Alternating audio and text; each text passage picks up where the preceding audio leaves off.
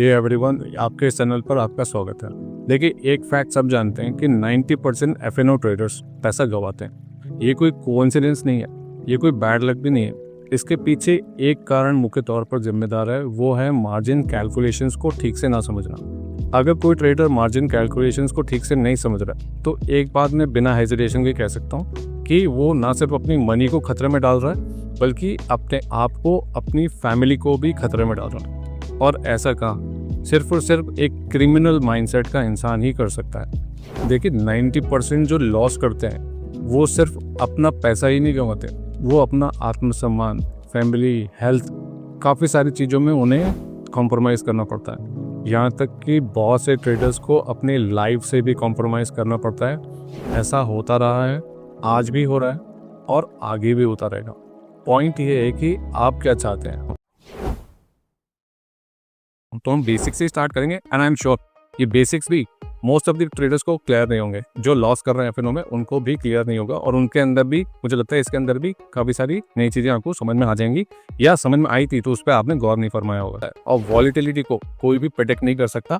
Market जब भी volatility spike दिखाएगा तो मार्जिन शॉर्टफॉल आपको देखने को मिलेंगे और मैसिव लॉसेस रिटेल ट्रेडर उस टाइम पर करते हैं। क्या आप इस तरीके से चेक करते हो? अगर आप इस तरीके से करेंगे तो कभी भी कोई ऐसी पोजीशन आप ओपन नहीं करेंगे जिसकी वजह से आपको शर्मिंदा होना पड़े, जिसकी वजह से आपको मैसिव लॉसेस फेस करने को मिले।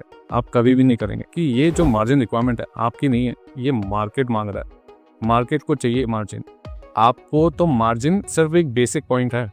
मार्जिन के ऊपर तो आपको जो भी अप एंड डाउन मार्केट दिखाने वाला है उस सबको मैनेज करना होगा। आप प्रॉब्लम ट्रेडर के साथ में यही हो जाती है कि मार्केट तो एक तो अगेंस्ट जा रहा है, ऊपर से ये एडिशनल मार्जिन आते जा रहे हैं, तो उनके पास में पैसा बचता ही नहीं है और इस लिक्विडेशन के अंदर और ज़बरदस्त सेलिंग आ जाती है और यही मार्केट बॉटम बना देता है। और ऐसी अपॉर्चुनिटीज़ का वो लोग फ़ायदा उठाते हैं जो ये सारी चीज़ें समझते हैं। इस वीडियो में हम रियल मार्केट एग्जाम्पल्स के साथ में समझेंगे कि मार्जिन्स को कैलकुलेट कैसे करना चाहिए और एफएनओ ट्रेडिंग करने का सही तरीका क्या है।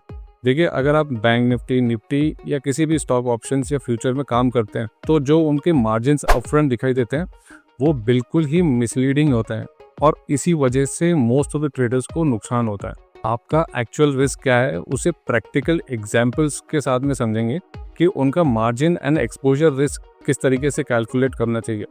और एक बात मैं 100% आपको कॉन्फिडेंस से कह सकता हूँ कि अगर आप मार्जिन कैलकुलेशंस और एफएनओ ट्रेडिंग का सही तरीका अगले कुछ मिनटों में समझ लेते हैं तो 90% लूजर्स की गिनती में आप कभी नहीं आएंगे। तो ज़्यादा टाइम ख़राब नहीं करेंगे, सीधा चलेंगे कंप्यूटर स्क्रीन पर और एक्सप्लेनेशन को स्टार्ट करेंगे। तो हम बेसिक से ही स्टार्ट करेंगे और आपका पेशेंस लगेगा।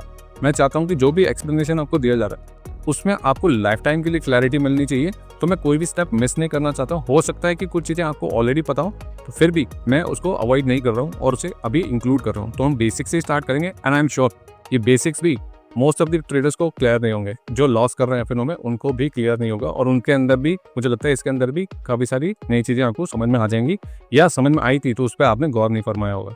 ठीक है, बेसिक्स के अंदर सबसे पहली बात कर लेते हैं। निफ्टी का एक एग्जांपल ले लेते हैं। निफ्टी में काफ़ी लोग ट्रेड करते हैं और इजी टू अंडरस्टैंड होगा। फ्यूचर इस वक्त ट्रेड कर रहे हैं 25,000 के आसपास।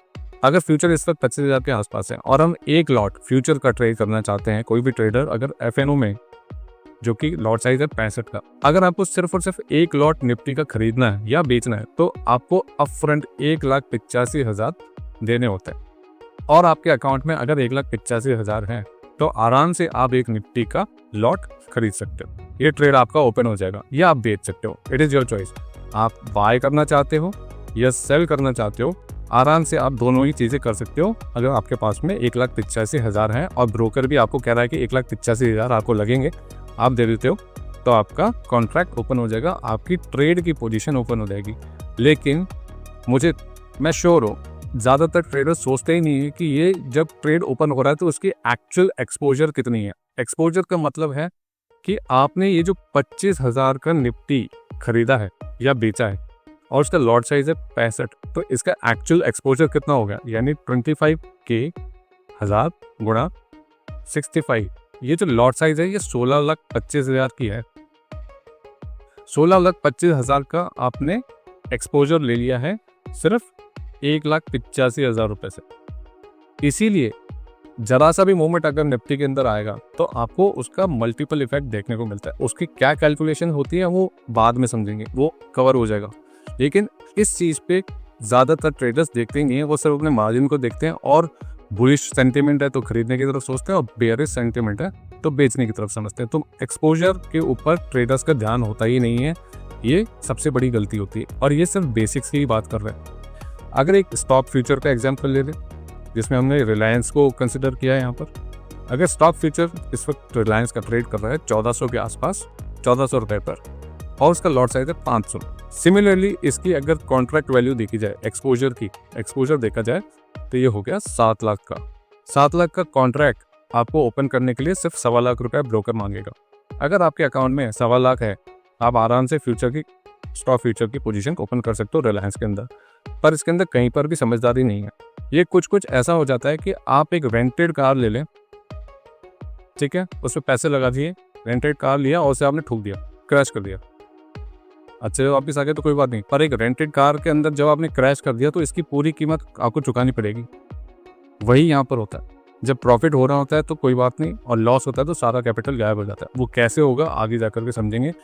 सो आई एम श्योर आपको इसकी क्रिटिकलिटी अब समझ में आ गई होगी। अब ये जो मार्जिन कैलकुलेट हो रहा है इसके अंदर एक इंपॉर्टेंट फैक्टर होता है जिसका नाम है वॉलिटिलिटी। अब हम वॉलिटिलिटी की बात कर लेते हैं। देखिए, मार्केट के अंदर जब भी मार्जिन्स कैलकुलेट होंगे तो उसके अंदर वॉलिटिलिटी एक बहुत इंपॉर्टेंट फैक्टर होता है। नीचे जो आप ये चार्ट देख रहे हैं ये आपका इंडिया विक्स का चार्ट है। इंडिया विक्स क्या होता है उसे हम कभी और बात कर लेंगे, आप चाहें तो इसे अलग से रिसर्च कर सकते हैं। कुल मिलाकर के इन शॉर्ट ये जो भी एरियाज आपको बॉक्सेस के अंदर दिखाई दे रहे हैं ये बता रहे हैं कि यहाँ पे वॉलेटिलिटी बढ़ रही है, मार्केट के अंदर डर बढ़ रहा है। ठीक है, जब भी मार्केट के अंदर अनसर्टेनिटी बढ़ेगी तो मार्जिन कैलकुलेशंस बदल जाएंगी और मार्जिन की रिक्वायरमेंट बदल जाएगी। पुराने वाले एग्जाम्पल को ही कंटिन्यू करेंगे। निफ्टी का अगर फ्यूचर का एक्सपोजर हमें लेना है जो कि 16.25 लाख का था, यानी 16,25,000 की एक्सपोजर पे था, उसके ऊपर हमें 1.8 लाख का मार्जिन रिक्वायरमेंट था और हम उस ट्रेड को ओपन कर सकते थे। मान लेते हैं कि आपके ट्रेडिंग अकाउंट में सिर्फ 1,90,000 ही है और उसमें से आपने 1.85 मार्जिन पे कर दिया, आपने ट्रेड ओपन कर दिया, तो इस वक्त आपके पास में सिर्फ 5,000 रुपये बचे। यही होता है मोस्टली रिटेल ट्रेडर के पास में, जितना होता है सारा लगा देते हैं। ठीक है, और अगले दिन जैसे ही मार्केट खुला है वॉलेटिलिटी बढ़ गई है, कोई इवेंट हो गया, कोई न्यूज़ आ गई या कुछ भी, किसी भी और फैक्टर की वजह से वॉलेटिलिटी बढ़ गई है और ब्रोकर बोलेगा कि आप पैसा लाइए। निफ्टी कहीं नहीं गया होगा, मार्केट वही का वही है, 25,000 पे खरीदा था, 25,000 पे ही है, पर क्योंकि वॉलेटिलिटी बढ़ गई है उस वक्त मार्जिन रिक्वायरमेंट हो सकता है 2,10,000 पे चली जाए और आपने जो ये 1,85,000 जमा करे थे ये शॉर्टफॉल में आ जाएगा और आपके अकाउंट में क्योंकि 1,90 ही थे आपका अकाउंट शॉर्टफॉल में आ जाएगा, मार्जिन कॉल आ जाएगी। और अगर आपने पैसे अपने बैंक से और ट्रांसफ़र नहीं करे तो आपकी पोजीशन को स्क्वायर ऑफ कर दिया जाएगा, ब्रोकर काट देगा। ठीक है, सो वॉलेटिलिटी बिना कुछ किए आपको नुकसान करा सकती है और बहुत सारे ट्रेडर्स के अंदर यही होता है। अब इसको लॉजिकली समझ लेते हैं कि इसका मतलब कैसे है। देखिए, most of the time volatility normally इसी रेंज में रहेगी जो कि 10 के आसपास है, 10 से 12-15 के बीच में रहती है। 15 के आसपास भी नॉर्मली नहीं जाती है। 15 के आसपास अगर वॉलेटिलिटी है तो मान करके चलेंगे कि मार्केट ठीक ठाक है और आपको प्राइसिंग सही मिल रही है। बीच बीच में कुछ ऐसे स्पाइक्स आते हैं, महीने में एक इंसिडेंट जरूर होता है जिसकी वजह से एक बार के लिए वॉलेटिलिटी ऊपर जाती है। और मोस्ट ऑफ द टाइम जो भी भाव पे आपने यहाँ पे मार्जिन पे किए होता है रिटेल ट्रेडर के पॉइंट ऑफ व्यू से ये वाले इंसिडेंट्स इसमें पोजीशन उनकी स्क्वायर ऑफ हो जाती है। एक तो ट्रेड भी उनके अगेंस्ट चला जाएगा, ऊपर से मार्जिन रिक्वायरमेंट क्योंकि बढ़ जाती है तो पोजीशन ना चाहते हुए भी प्रॉफिट वाली पोजीशन को भी काटना पड़ जाता है। तो ये एक गलत सिनेरियो क्रिएट हो जाता है क्योंकि मार्जिन ऑलरेडी नहीं होते। रिटेल के पास जितना पैसा होता है वो पूरा मार्जिन के तौर पर लगा दिया जाता है और रिटेल का ऑब्जेक्टिव भी यही होता है कि अगर 1,90,000 है तो पूरे के पूरे पैसे लगा करके पोजीशन ओपन कर दी जाए, जबकि ये माइंडसेट उन्हें लॉसेस के तौर पर ही आता है। और वॉलेटिलिटी को कोई भी प्रेडिक्ट नहीं कर सकता। मार्केट जब भी वॉलेटिलिटी स्पाइक दिखाएगा तो मार्जिन शॉर्टफॉल आपको देखने को मिलेंगे और मैसिव लॉसेस रिटेल ट्रेडर उस टाइम पर करते हैं। और कमाल की बात है कि ये सारी बातें बेसिक्स में ही आती हैं। अभी तक तो हम एडवांस बातें ही नहीं कर रहे हैं। ये बेसिक्स भी ज़्यादातर ट्रेडर्स को क्लियर नहीं होते हैं और क्लियर होते भी हैं तो उनका ख्याल ही रखा जाता है। अभी तक जो भी बात किया हमें इसको एग्जाम्पल के तौर पर देख लेते हैं। यही वाला एग्जाम्पल अगर आपने जो बात की है सेम एग्जाम्पल रहेगा, इसके अंदर क्या इंपैक्ट आ रहा है आपकी कैपिटल के ऊपर। मान के चल रहे हैं कि आपकी कैपिटल 1,90,000 है। मैं मानता हूँ कि आपकी कैपिटल 1,90,000 से ज़्यादा होगी, बट फॉर दी सिंप्लिसिटी यही एक सिंपल एग्जाम्पल लिया है। एक लॉट के ऊपर उतना ही पैसा रखा है जितना उसके लिए रिक्वायर्ड है। ठीक है, आप इसको अपने पॉइंट ऑफ व्यू से इसको परसीव कर सकते हो। 1,90,000 का अगर कैश मार्केट में ब्रोकर के अकाउंट में जमा है और 1,85,000 आपने जमा करा दिए ट्रेड ओपन करने के लिए, रिमेनिंग आपके पास बचे सिर्फ 5,000। ठीक है, अब सिर्फ और सिर्फ 200 पॉइंट का अगर मूव दिखा देता है मार्केट, जो कि 1% भी नहीं है, अगर निफ्टी 25,000 पे चल रही है तो उसका 1% भी 250 पॉइंट का होगा, वो भी मूव नहीं दिखाता। हम मान रहे हैं कि एक दिन में सिर्फ 200 पॉइंट का मूव आ रहा है, पर वो आपके पोजीशन के अगेंस्ट में आ रहा है। हमने किया था फ्यूचर को बाई, लेकिन मार्केट जा रही है नीचे, तो पर 200 पॉइंट डिक्लाइन आपको 13,000 3 दिन में घाटा हो सकता है। इन तीनों दिनों के घाटे को अगर जोड़ दिया जाए तो 39,000 पे लॉस हो जाएगा। बिल्कुल बेसिक्स की बात है, ज़रूरी है बताना। 39,000 आपके लॉसेज हो गए और आपकी टोटल कैपिटल थी 1,90,000। अभी सिर्फ आपके पास से बचे 1,51,000 रुपये। समाओ मार्जिन शॉर्टफॉल तो यही हो गया होगा, मार्जिन शॉर्टफॉल तो यही हो गया होगा, और मानते हैं कि समाओ आपकी पोजीशन खुली हुई है। ठीक है, आपकी पोजीशन में जो ड्रॉ डाउन हुआ है वो हो गया है 20.5% का। 20.5% का आपको ऑलरेडी घाटा हो चुका है। अब इस 1,51,000 से दोबारा 1.90 पर पहुंचने में आपको 26% का अपमूव चाहिए। That is not of. अब आप पोजीशन भी ऊपर नहीं कर सकते हो, क्योंकि एक लॉट के ऊपर अप्रॉक्सीमेटली 1.85 लाख का तो आपको मार्जिन चाहिए था। अब वो तो आपके पास में बचा ही नहीं है। एक नॉर्मल रिटेलर ऑलरेडी 1,51,000 पर आ गया है, तो आप तो ये पोजीशन भी ऊपर नहीं कर पाएगा, यानी परमानेंट घाटा हो गया। अब उसे दूसरे तरीके अपनाने होंगे, पर फ्यूचर्स के अंदर अब वो काम नहीं कर पाएगा, जहाँ तक नेकेड फ्यूचर की बात हो रही है यहाँ पर। ठीक है, नेकेड फ्यूचर क्या होता है वो आगे देख लेंगे। देखिए, अभी तक जो भी हमने बातें की है वो बेसिक्स ही हैं। अभी तक तो हमने बात ही नहीं की है कि आपके बैंक में कितना कैपिटल बचा हुआ है, वो ब्रोकर के अकाउंट में किस तरीके से मैनेज होता है, उसके ऊपर मार्जिन कैलकुलेशन में अगर कोई मिस्टेक हो जाए, मार्केट के कोई बड़े मूव आ जाए, तो आप अपनी पोजीशंस को कैसे मैनेज करेंगे, कैसे एक अनफॉर्चुनेट सिचुएशन को अवॉइड करेंगे, उसकी तो अभी हमने बात करना स्टार्ट भी नहीं की है। मैं दावे से कह सकता हूँ जो भी ट्रेडर्स मोस्टली एफएनओ में ट्रेड कर रहे हैं वो इन बेसिक्स का भी ध्यान नहीं रखते हैं। एक पॉइंट बेसिक्स में और रह गया, उसकी बात कर लेते हैं। ठीक है, उसके अंदर भी हम इन्हीं पॉइंट्स को समराइज कर लेते हैं और स्क्रीन पर दोबारा आ जाते हैं। अगर आपको अभी तक लगता है कि मैंने सब कुछ किया हुआ है, तो आप चेक करके बताइए कि क्या आपने लेवरेज रेशियो को चेक किया है, आप कितना रुपया मार्केट के अंदर लगा रहे हैं, क्या आपने उसका लेवरेज चेक किया है कभी। अगर 16,25,000 का एक्सपोजर आप ओपन कर रहे हो एक निफ्टी के लॉट के थ्रू, और आपके अकाउंट में फॉर एन एग्जाम्पल 1,90,000 में से आपने 1,85 यहाँ यूज़ कर लिया, तो उसका एक्सपोजर 8 गुना है, 8.5 गुना है। क्या आप इस तरीके से चेक करते हो? अगर आप इस तरीके से करेंगे तो कभी भी कोई ऐसी पोजीशन आप ओपन नहीं करेंगे जिसकी वजह से आपको शर्मिंदा होना पड़े, जिसकी वजह से आपको मैसिव लॉसेस फेस करने को मिले। आप कभी भी नहीं करेंगे। 8.5 गुना का एक्सपोजर अपने कैपिटल के अगेंस्ट में ओपन कर लेना कहीं पर भी समझदारी नहीं है, और कोई भी समझदार ट्रेडर इस तरीके से काम नहीं करेगा। एक और लेवरेज का आप तरीका चेक कर सकते हो, वो है एक्सपोजर के ऊपर। आपकी कैपिटल है 1,90,000। इस 1,90,000 को मैं मानता हूँ, चलो ठीक है आपकी कैपिटल ज़्यादा है, 10 लाख कर लेते हैं। 10 लाख की आपकी कैपिटल है, उसके सामने आप 16,25,000 का कॉन्ट्रैक्ट ओपन कर रहे हो, ये भी कोई समझदारी नहीं है। यहाँ पर भी ये टाइम बॉम्ब की तरह ही है, एक दिन आएगा और आपकी सारी कैपिटल गायब हो जाएगी। ये टाइम बॉम्ब ही है, किसी न किसी दिन फटेगा। ठीक है, आप कभी भी नेकेड पोजीशन को नहीं ओपन कर सकते अपनी छोटी सी कैपिटल के सामने। हमेशा इस एक्सपोजर को चेक करना चाहिए कि आपकी कैपिटल के सामने आप कितना एक्सपोजर ले रहे हो। हमें कोई भी एक पोजीशन पर, टिपिकली ट्रेडर्स बोलते हैं कि 1-2% से ज़्यादा नुकसान नहीं होना चाहिए। मैं एफएनओ के अंदर लेकर के चलता हूँ, ठीक है, आपको 2.5% से ज़्यादा नुकसान नहीं होना चाहिए। 2.5% आप टॉलरेट कर सकते हो, छोटी कैपिटल है, ठीक है, 2.5% आपने रख लिया, बट दैट डजंट मीन कि आप इतने ज़बरदस्त एक्सपोजर के साथ में पोजीशन ओपन करेंगे। और स्टिल आई एम सेइंग कि ये बेसिक्स ही हैं, ये बेसिक्स भी लोग कवर नहीं करते हैं। मैंने मल्टीपल टाइम्स ये बात बोली कि ये बेसिक्स भी लोग फॉलो नहीं करते हैं। अब आपको अपने आप से पूछना चाहिए, क्या आपने कभी एक्सपोजर चेक किया है? ठीक है, इसकी इंपॉर्टेंस क्यों है? देखिए, अगर मार्केट के अंदर 500 पॉइंट का या 1000 पॉइंट का गैप डाउन या गैप अप हो गया आपकी पोजीशन के अगेंस्ट में, तो क्या आप इसको टॉलरेट कर पाएंगे? आप अपनी कैपिटल के सामने उसे मैनेज करके देखिए, क्या ये 2.5% की कैटेगरी के अंदर आ जाएगा? अगर आता है देन आप अपना डिसीजन ले सकते हो। आपके पास में इनफ कैपिटल होनी चाहिए नेकेड पोजीशन ले जाने के लिए। नेकेड पोजीशन ले जाते हैं लोग, पर उनके सामने उनके पास में कैपिटल बहुत बड़ी होती है। यहीं पर अगर मैं मान के चलूँ कि किसी ट्रेडर के पास में 25 लाख रुपए अकाउंट में, तो वो एक लॉट को नेकेड ले जा सकता है, वो उस रिस्क को मैनेज कर लेगा। अगर 500 पॉइंट या 1000 पॉइंट का गैप अप या गैप डाउन अगर उसका हो भी गया तो वो मैनेज कर लेगा। उसकी 25 लाख के कैपिटल के सामने ये 65,000 वो मैनेज कर लेगा। और फिर भी मैं कहूँगा कभी भी नेकेड पोजीशन नहीं लेकर के जानी चाहिए, उसे हेजिंग के थ्रू मैनेज जरूर करना चाहिए, रिस्क मैनेजमेंट आना चाहिए।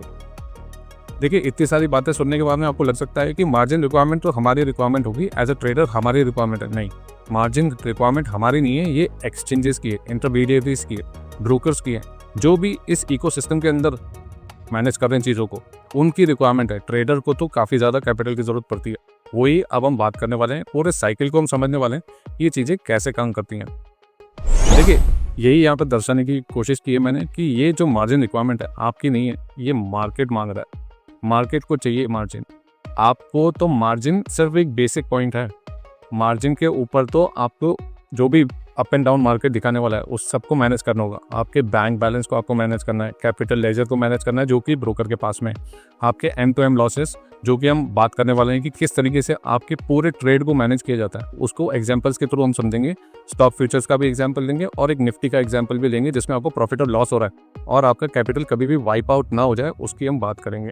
देखिए, मार्केट के पॉइंट ऑफ व्यू से मार्केट मूवमेंट दिखाएगा, उसे देखा जाएगा। वॉलेटिलिटी आपके मार्जिन को ड्राइव करती है, हम ऑलरेडी डिस्कस कर चुके हैं, ठीक है। इसी हिसाब से आपके मार्जिन चेंजेस होंगे और इसके ऊपर आपको या तो मार्जिन मांगा जाएगा, या तो शॉर्टफॉल होगा, या तो आपका सरप्लस में रहेगा, ठीक है। नेक्स्ट पॉइंट पर चलते हैं। मैंने at the beginning of the video आपसे बात की थी कि अगर कोई इंसान, कोई ट्रेडर मार्जिन कैलकुलेशंस को नहीं समझता है तो वो एक क्रिमिनल माइंडसेट वाला इंसान है और अपनी फैमिली को, अपने आप को नुकसान पहुंचाने के लिए ही मार्केट में काम कर रहा है। उसका कोई फ्यूचर नहीं होगा। अगर उसको अपना फ्यूचर मार्केट के अंदर बनाना है तो उसे मार्जिन कैलकुलेशंस को समझना ही होगा और कोई तरीका नहीं है। और इस पूरे साइकिल को बहुत इजीली मैं आपको एक्सप्लेन करने वाला हूँ और आराम से आपको सारी बातें समझ में आ जाएंगी, बट स्टेप बाय स्टेप ही जाना होगा। अगले कुछ मिनटों के अंदर ये पूरा साइकिल आपको आराम से समझ में आ जाएगा and you will find out कि कहीं ना कहीं आप मिस्टेक कर ही रहे होंगे, ठीक है। क्या हम इंक्लूड करने वाले हैं इसमें, हम सबसे सिंपली बात करेंगे कि आपके बैंक में कितना पैसा पड़ा है। उस बैंक बैलेंस को आप ट्रांसफर करते हो अपने ब्रोकर के पास में। उस ब्रोकर के बैलेंस के ऊपर आपकी मार्जिन को इम्पैक्ट करती है वॉलेटिलिटी। मार्जिन किस तरीके के होते हैं? स्पैन मार्जिन कुछ होता है, एक्सपोजर मार्जिन कुछ होता है, एक एक्सट्रीम लॉस मार्जिन करके भी एक चीज़ आती है जो कि ट्रेडर मैनेज ही नहीं कर पाता है, ठीक है। आपको इनिशियल मार्जिन ही हमेशा दिखाई देता है। जो 1,85,000 का हमने एग्जाम्पल लिया था वो इनिशियल मार्जिन है। इस इनिशियल मार्जिन के अंदर स्पैन मार्जिन आता है, एक्सपोजर मार्जिन आता है, जिससे हम बात करने वाले हैं, ठीक है। कभी कभी मार्केट ज़्यादा वॉलेटिलिटी दिखा देता है और एक्सट्रीम लॉस मार्जिन एक्सचेंजेस मांग लेते हैं, ब्रोकर मांग लेता है। मार्क टू मार्केट आपकी डेली प्रॉफिट एंड लॉस की यहाँ पर बात हो रही है और अल्टीमेटली आपके पास में कितना सरप्लस बचा या नहीं बचा उसकी हम बात करने वाले हैं। ये पूरा साइकिल समझने के बाद में आपको पूरा एफएनओ का ट्रेड किस तरीके से मैनेज किया जाता है वो आराम से समझ में आने वाला है। तो सबसे पहले बात कर लेते हैं इनिशियल मार्जिन की। सो सिंपली इनिशियल मार्जिन दो तरीके के मार्जिन का कॉम्बिनेशन है। हम ऑलरेडी एक बार बात कर चुके हैं। स्पैन मार्जिन कुछ होता है और एक्सपोजर मार्जिन कुछ होता है। इनिशियल मार्जिन सिंपली अगर आप मान करके चले, सिंपल वर्ड्स में यही है कि अगले 2 दिन के अंदर आपका सिक्योरिटी कितना मुंह दिखा सकता है वो आपसे अपफ्रंट ले लिया जाता है। वैल्यू एट रिस्क एक वर्ड होता है। एक्सचेंजेस अपने कैलकुलेशंस करते हैं, वैल्यू एट रिस्क का 99% आपसे ऑलरेडी ले लिया जाता है। यानी अगले 2 दिन के अंदर मैक्सिमम जो भी मूवमेंट आ सकती है आपके सिक्योरिटी के अंदर, आपने निफ्टी में ट्रेड ओपन किया है या किसी भी और स्टॉक के अंदर, अगले 2 दिन के अंदर जो भी वॉलेटिलिटी के हिसाब से उसकी वेरिएशन आ सकती है वो आपसे अपफ्रंट मार्जिन ले लिया जाता है। सिंपली यही है। इसको और सिंपल करें, इसको बाइफरकेट करके देखें तो स्पैन मार्जिन का मतलब है कि आपको लॉस कितना हो सकता है वो यहाँ पर कैलकुलेट हो जाता है, ठीक है। दूसरा है एक्सपोजर मार्जिन। तो सिंपली अगर आप इसको देखोगे तो मार्केट क्या मान करके चल रहा है कि आपको कितना मैक्सिमम लॉस या प्रॉफिट हो सकता है वो आपको मार्जिन के थ्रू ही समझ में आ जाएगा। अगले 2 दिन के अंदर जो भी मैक्सिमम हो सकता है वो आपसे अपफ्रंट ले ही लिया जाता है, ठीक है। तो यहाँ पर अगर सिंपली हम देखें तो एक निफ्टी के लिए आपको 3 से 5% का देना होता है। हमने बात की थी 16,25,000 के कॉन्ट्रैक्ट के ऊपर हमें मार्जिन देना पड़ रहा था 1,85,000 का। तो मोटा मोटी अगर हम इसको देखें तो 11.5% का ये आपसे मार्जिन ऑलरेडी कलेक्ट कर रहा है। ब्रोकर आपसे 11.5% मान करके चल रहा है कि कुछ भी हो जाए हम सेफ रहेंगे, ट्रेडर से हमने इतना अपफ्रंट तो ले ही लिया, ठीक है। सिंपली मार्जिन का मतलब यही होता है और यही इनिशियल मार्जिन है जिसमें 2 तरीके के रिस्क कैलकुलेट हो गए। आपका स्पैन मार्जिन, दूसरा है एक्सपोजर मार्जिन। स्पैन मार्जिन और है एक्सपोजर मार्जिन। अब मैं आपको एक कैलकुलेशन लाइव करके दिखा देता हूँ।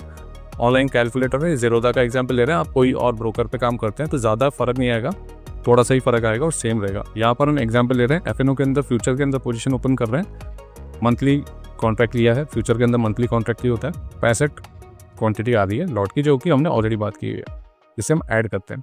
लेट्स सी कि मार्केट क्या दिखाता है। इस वक्त कैलकुलेशन वही आ रही है ऑलमोस्ट जो कि हमने अभी एग्जाम्पल में ली हुई है।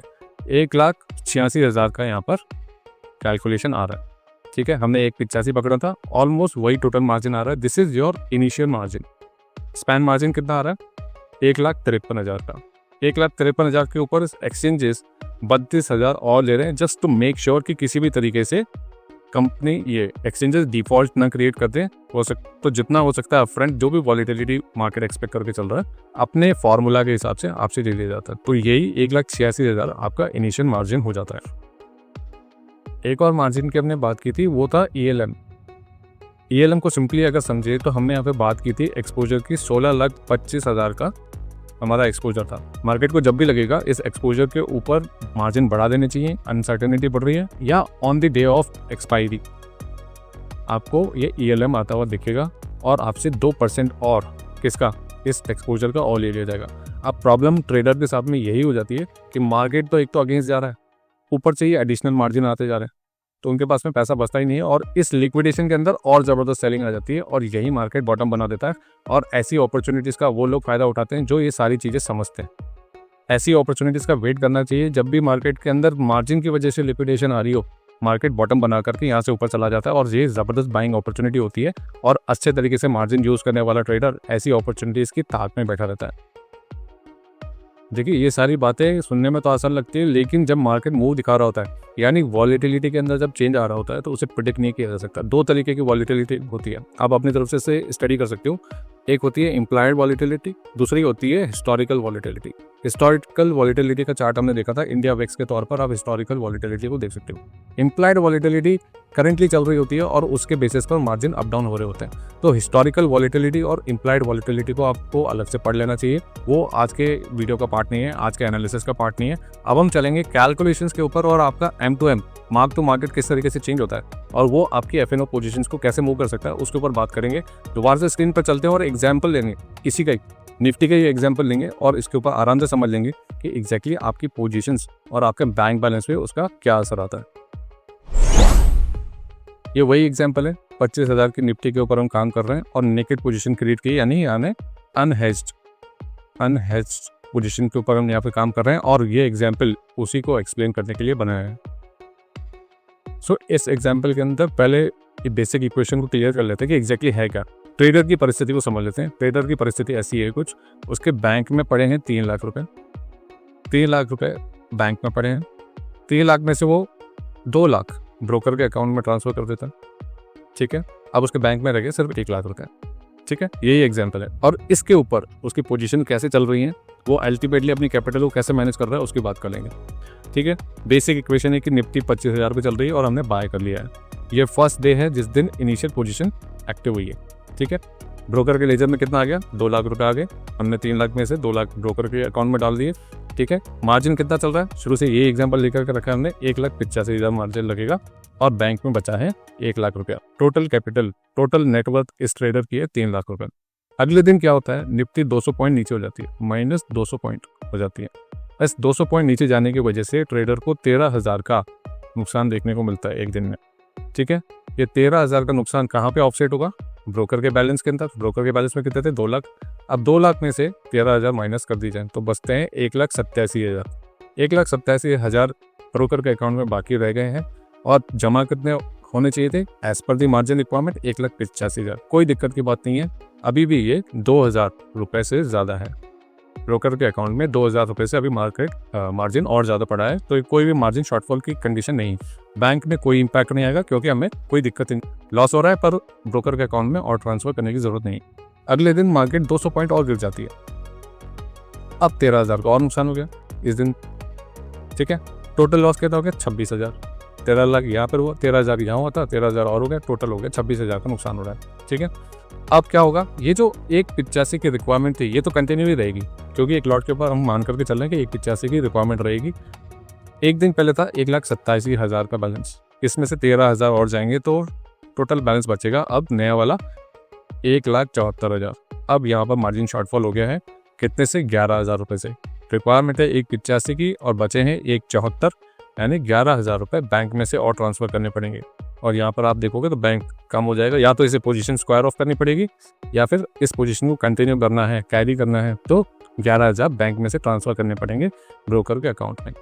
अगले दिन और 200 पॉइंट नीचे चली जाती है, 13,000 का और लॉस हो जाता है। मार्केट चलता जा रहा है नेगेटिव पोजीशन के अगेंस्ट में, ठीक है। टोटल लॉस हो गया 39,000 का, और इसमें से 13,000 और माइनस कर लेंगे, ठीक है। अल्टीमेटली सिंपली देखा जाए तो 13,000 रुपये और देने पड़ेंगे, और यही क्रम चलता रहेगा। अगर अब ट्रेडर को प्रॉफिट हो जाए, वो एग्जाम्पल नीचे हम कैलकुलेट कर रहे हैं, ये जो ब्लू सेक्शन आपको दिखाई दे रहा है इसमें प्रॉफिट हो रहा है। प्रॉफिट को समझना आसान है क्योंकि इसके अंदर बैंक में कोई फर्क नहीं रहेगा, अब प्रॉफिट जुड़ता जाएगा। सिंपली रिक्वायरमेंट मार्जिन 1,85,000 का था, 1,85,000 ही रहेगा, कोई दिक्कत नहीं है। बस यहाँ पे हमने एग्जाम्पल क्रिएट किया है कि +200 चलता जा रहा है, तो ट्रेडर को फायदा होता जा रहा है। तो मार्जिन शॉर्टफॉल की कोई कंडीशन नहीं है, बैंक में कोई फर्क नहीं आएगा। जो भी margin additional end to end के तौर पर, यानी पीएनएल के तौर पर, एंड टू एंड मतलब होता है PNL, profit and loss, daily जो भी प्रॉफिट एंड लॉस होता है उसे मार्क टू मार्केट बोला जाता है जब भी एफएनओ ट्रेड की बात होती है। फ्यूचर एंड ऑप्शन ट्रेडिंग के अंदर जब भी डेली प्रॉफिट एंड लॉस की बात होती है तो उसे मार्क टू मार्केट बोला जाता है। मैं लिख देता हूँ at the bottom, mark to market, MTM in short. I am sure आपको ये सारी चीज़ें पता होंगी, फिर भी इन केस अगर किसी को नहीं पता तो उसके लिए मैंने लिखा। आराम से अगर आप देखोगे तो मार्जिन रिक्वायरमेंट कांस्टेंट है, कोई दिक्कत नहीं है, और यहाँ पर ब्रोकर का लेजर बढ़ता जा रहा है क्योंकि डेली इसमें प्रॉफिट जुड़ते जा रहे हैं, ठीक है।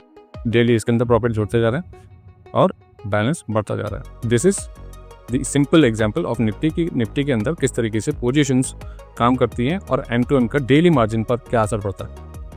अब इसी सिनेरियो के अंदर एक और सिनेरियो डाल देते हैं कि इसको नेकेड पोजीशंस को हेज करके चला जा रहा है। ज़्यादा कॉम्प्लिकेट करने की कोशिश नहीं है, सिंपली मैं एक हेज क्रिएट करके बता रहा हूँ कि किस तरीके से M to M profit and losses का असर पड़ सकता है। ये डिटेल में जाकर के समझने की बात है। हेजिंग एक अपने आप में बड़ा सब्जेक्ट है, हेजिंग को आपको अलग से समझना चाहिए, वो इस वीडियो का पार्ट नहीं है, बट उसका पीएनएल पे एम टू एम पे क्या असर आता है मैं उसकी बात कर रहा हूँ। वही पोजीशन है जो 25,000 का आपने फ्यूचर बाय करके की है, बट इस बार हमने क्या किया है, एक एट द मनी पुट भी बाय की है उसको प्रोटेक्ट करने के लिए। मैंने कहा था कभी भी नेकेड पोजीशन नहीं करनी चाहिए। ट्रेडर समझदार है, उसके पास में टोटल कैपिटल ही बैंक में 3 लाख है, उसके ऊपर उसने फ्यूचर खरीदने की कोशिश की है, फायदा उठाना चाहता है मार्केट के मूव्स का, पर वो इतना समझदार है कि चार्ज करके वो पुट भी खरीद रहा है। पुट खरीदने से उसका क्या होता है, प्रीमियम पे करता है अपफ्रंट। पुट खरीदने से अगर मार्केट नीचे गई तो इस पुट का भाव ऊपर जाएगा और उसका जो फ्यूचर है वो लॉस कम दिखाएगा। सिंपली यही बात है, ठीक है।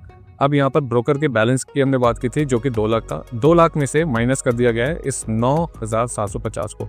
तो on the day of initiating the trade उसका बैलेंस रह जाएगा 1,90,250। ये उसका बैलेंस बचेगा क्योंकि अपफ्रंट उसने कीमत चुकाई है ये पुट खरीद करके। फ्यूचर लॉन्ग किया, फ्यूचर बाय किया और पुट बाय किया, ठीक है। पुट बाय करने से इसको थोड़ा सा पैसा अपफ्रंट देना पड़ा है, पर वो एक तरीके का इंश्योरेंस है कि मैसिव लॉसेस नहीं होंगे, वो हम इस एग्जाम्पल में देखने वाले हैं। रिक्वायर्ड मार्जिन कितना हो गया, ये पहले चल रहा था 1,85,000 का, अब ये रिक्वायरमेंट कम आ गई है क्योंकि रिस्क कम हो चुका है। तो एक्सचेंजेस, ब्रोकर आपसे मार्जिन कम मांगेंगे और आपके पास में रिक्वायर्ड मार्जिन रह जाएगा 1 लाख रुपए। हो सकता है इससे भी कम हो जाए, इट ऑल डिपेंड्स कि आपने किस तरीके से हेज किया है। हो सकता है इससे ज़्यादा भी हो जाए, डिपेंड करता है कि आपने कौन सी स्ट्राइक की है या किस तरह की वॉलेटिलिटी उस मार्केट एनवायरनमेंट में चल रही है। इस एग्जांपल के अंदर हमने माना है कि मार्जिन रिक्वायरमेंट 85,000 से कम हो गई है और कम कैपिटल के साथ में आप आराम से काम कर सकते हो। बैंक के अंदर कोई बदलाव नहीं आएगा, वही 1 लाख रुपये रह गया है, ठीक है। मार्केट के अंदर वही मूव आ रहा है, -200 पॉइंट डेली बेसिस पर। पहले 13,000 पर डे का लॉस हो रहा था, अब हम मानकर चल रहे हैं, सिंपलिसिटी के लिए मैंने इसको कांस्टेंट रखा है, हालांकि ये बदलता जाएगा, पर हम मान करके चल रहे हैं कि 13,000 में से अभी घट करके 6,500 का पर डे लॉस आ रहा है। पिछले एग्जाम्पल के अंदर हमें 13,000 रुपये का लॉस हो रहा था, अगर याद हो। यहाँ पर हम देखेंगे तो यहाँ पर 13,000 रुपये पर डे लॉस हो रहा था, अब ये यहाँ पर हमें सिर्फ 6,500 का रहा है। That is because of put की वजह से, ये पुट प्रॉफिट दे रही है और फ्यूचर लॉस दे रहा है। सिंपली क्यूमुलेटिव लॉसेस भी इसी तरीके से चलते जाएंगे और मार्जिन शॉर्टफॉल की कंडीशन कभी नहीं आएगी, बिकॉज हमारे पास में ब्रोकर का बैलेंस सफिशिएंट बना हुआ है। 2 लाख हमने ट्रांसफर करे थे और अभी भी काफ़ी ज़्यादा बना हुआ है। इन केस ब्रोकर का बैलेंस किसी और जगह भी यूज़ कर लिया जाता है तो यहाँ पर मार्जिन शॉर्टफॉल बनेगा और फिर बैंक से ट्रांसफर करना पड़ेगा, और ये खुद ही सेल्फ एक्सप्लेनेटरी है ये किस तरीके से काम कर रहा है। यही चीज़ अगर प्रॉफिट में चलती जाएगी तो कोई भी हमें मार्जिन शॉर्टफॉल की कंडीशन फेस नहीं करनी पड़ेगी, और इसी तरीके से आप अपने फ्यूचर एंड ऑप्शन की पोजीशंस को सिंपली मैनेज कर सकते हो। This is just the beginning of the understanding, ये एंड नहीं है, बट हाँ ये बिगिनिंग भी काफ़ी सारे लोगों के लिए काफ़ी ज़्यादा चैलेंजिंग हो जाती है बिकॉज वो लोग ध्यान नहीं देते। सो ये एग्जाम्पल काफ़ी सिंपल था समझने के लिए। एक एग्जाम्पल मैं और लूँगा जिसके अंदर सेटलमेंट प्रोसीजर को समझेंगे। सेटलमेंट प्रोसीजर को समझना ज़रूरी है क्योंकि कई बार ट्रेडर की पोजीशन बिल्कुल सही होती है, उनका ट्रेड भी सही होता है, लेकिन क्योंकि सेटलमेंट प्रोसीजर को नहीं समझने की वजह से उनकी पोजीशन लिक्विडेट हो सकती है, उनकी पोजीशन ट्रेड सही होते हुए भी उन्हें नुकसान हो सकता है। ठीक है, एक ऐसा ही एग्जांपल ले लेते हैं और सेटलमेंट प्रोसेस को आराम से समझ लेते हैं। एक एग्जांपल और ले लेते हैं जिसमें हम अब स्टॉक फ्यूचर्स की बात करेंगे। स्टॉक फ्यूचर के अंदर हमने बात की थी रिलायंस की, ये वही एग्जाम्पल है, पर इस बार मैंने सेटलमेंट प्रोसीजर बीच में डाल दिया है और इसको समझे बिना, अब इस बार मैंने सेटलमेंट प्रोसीजर को बीच में डाल दिया है और इसको समझे बिना ट्रेडिंग का सक्सेसफुल करियर मेरे हिसाब से पॉसिबल नहीं है। आपको सेटलमेंट किस हिसाब से होती है वो समझना ही होगा। ठीक है, इस एग्जाम्पल के अंदर सिंपली हम देखें एक बार, बीच में एक स्टेप आ रहा है। ठीक है, इसके अंदर हम देखें तो यहाँ पर सेटलमेंट प्रोसीजर है, ये कुछ भी नहीं, ये एक ट्रस्ट फंड है। जो भी मार्जिन आप यहाँ पे पे कर रहे हैं वो एक ट्रस्ट फंड की तरह आप मान सकते हो। ठीक है, मार्जिन और कुछ नहीं है, एक सिक्योरिटी का मैकेनिज्म है। मैंने ऑलरेडी आपको एक्सप्लेन किया हुआ है, जो मार्जिन हमें चाहिए, ये मार्जिन हमारी रिक्वायरमेंट नहीं है, ये एक्सचेंज की रिक्वायरमेंट है, ब्रोकर की रिक्वायरमेंट है। ठीक है, आपकी रिक्वायरमेंट मार्जिन से कई गुना है। सिंप्लिसिटी के लिए आप कोई फार्मूला रखना चाहते हो अपने पास में, जो भी मार्जिन चाहिए कोई भी एक पोजीशन को ओपन करने के लिए, मार्जिन का कम से कम 2 से 3 गुना आपके पास में होना चाहिए, अदरवाइज आपको पोजीशन ओपन ही नहीं करनी चाहिए। हमने एग्जांपल लिया है कि 1.85 लाख का यहाँ पर आपके पास में कैप मार्जिन रिक्वायर्ड है, तो आपकी कैपिटल एटलीस्ट 4 लाख होनी ही चाहिए, नहीं तो आपको काम नहीं करना चाहिए या इसको हेज करके काम करना चाहिए, अदरवाइज लॉसेज बहुत बड़े होंगे और अनमैनेजेबल होंगे। अब इस सेटलमेंट प्रोसेस को समझ लेते हैं जिसमें हम रिलायंस की बात कर रहे हैं। लॉट साइज है यहाँ पर 250 का, स्टॉक प्राइस है 3000 का और एक्सपोजर हो रहा है इसका 7.5 लाख का। ये मुझे एक्सप्लेन करने की ज़रूरत नहीं, यहाँ तक आपको क्लियर होगा। हमने लॉट साइज और क्लोजिंग प्राइस को मल्टीप्लाई कर दिया और उसका एक्सपोजर सामने आ गया। इसके ऊपर स्पैन और एक्सपोजर मार्जिन आ रहा है, जो कि इनिशियल मार्जिन है आपका। इनिशियल मार्जिन आपका यहाँ पर 1.5 लाख का आ रहा है। आपके ब्रोकर अकाउंट में भी आपने कितना रखे हुए हैं, 1.5 लाख रुपए रखे हुए। आपने ट्रेड एग्जीक्यूट कर दिया है, जितने पैसे थे उतने सारे लगा दिए। सेम चीज़ सामने आप यहाँ पे बाय कर रहे हैं, तो इसके सामने सेलर भी होगा, वो यहाँ पर है, उसकी हालत भी सेम है, जितने रुपए थे सारे लगा दिए। ठीक है, अब मार्केट कोई भी मूव दिखाएगा, किसी ना किसी एक पार्टी को लॉस होगा और वो लॉस कैसे मैनेज करेगा उसकी बात कर लेते हैं। अगले दिन क्या होता है, मार्केट 50 रुपये ऊपर चला जाता है, यानी रिलायंस का स्टॉक 50 रुपये ऊपर चला जाता है। आपको 12,500 का प्रॉफिट हो रहा है क्योंकि आपने बाय किया था, सामने वाले को 12,500 रुपये का लॉस हो रहा है। इसको हो गया मार्जिन शॉर्टफॉल। इसके पास जितने रुपए थे, 1.5 लाख रुपए थे, सारे मार्जिन में लगे थे। अब इसे बैंक से ट्रांसफर करने पड़ेंगे, कहते हैं 12,500 रुपये। यहाँ पे इसका बैलेंस आ गया 1,37,500। ठीक है, इसे मार्जिन कॉल आएगी, मार्जिन शॉर्टफॉल हो गया और ये पैसे और जमा कराएगा। इसीलिए आपसे मार्जिन पहले लिया गया था कि इस तरीके की सिचुएशन पहले ना आ जाए। ये लॉसेज आपसे पहले से ही ले लिए गए थे। अब पैसा कैसे ट्रैवल कर रहा है, क्योंकि आपने बाय किया है तो आपको प्रॉफिट हो रहा है। अगले दिन क्या होता है, मार्केट 100 पॉइंट और नीचे गिर जाती है, तो रिलायंस का स्टॉक आ जाता है 2950। ठीक है, अब आपको 25,000 का लॉस हो रहा है उस पर्टिकुलर एक दिन के लिए। आपका एंड टू एंड लॉस 25,000 का हो गया और ये बंदा शॉर्टफॉल से एक दिन पहले जो शॉर्टफॉल में था, अब वो सरप्लस में आ गया, इसका बैलेंस पहुंच गया 1,62,500। सो इसी तरीके से इस चीज़ को मैनेज करने के लिए सेटलमेंट प्रोसीजर के लिए बीच में इंटरमीडिएटरीज होती हैं और ये सारा प्रोसेस आपके ब्रोकर, क्लियरिंग हाउस और आपका ब्रोकर, ठीक है, दोनों साइड का ब्रोकर और बीच में क्लियरिंग हाउस है जो ये सारी चीज़ें मैनेज करते हैं। सो इस समराइज करके मैं एक बात आपको कह देता हूँ, मार्जिन रिक्वायरमेंट आपकी नहीं है, इसे बड़े बड़े बोल्ड अक्षर में लिख लीजिए। मार्जिन जो भी ऑन द स्क्रीन आपको दिखाई देता है, ब्रोकर के टर्मिनल पे दिखाई देता है, वो रिक्वायरमेंट आपकी नहीं है, वो ब्रोकर्स की है, एक्सचेंजेस की है, ताकि वो रिस्क मिटिगेट कर सकें उस ओपन पोजीशन को मैनेज करने के लिए कि कहीं पर डिफॉल्ट ना हो जाए। सिंप्लिसिटी के लिए आप मान करके चलिए कि 2 से 3 गुना आपको मार्जिन रिक्वायरमेंट अपफ्रंट जो भी दिखाई दे रही है उसका 2 से 3 गुना आपके अकाउंट में होना चाहिए। उम्मीद करता हूँ कि ये सारा एक्सप्लेनेशन आपको समझ में आया होगा और इसे प्रैक्टिकल लाइफ में आप इंप्लीमेंट करने की कोशिश करोगे। आपके कोई क्वेश्चन है तो आप मुझसे पूछ सकते हो, कोई ऑब्जर्वेशन है वो भी आप बता सकते हो। सो ऐसे ही जानकारी भरे वीडियो के अंदर हम मिलेंगे दोबारा से, लेकिन अगले वीडियो में। Till then take care.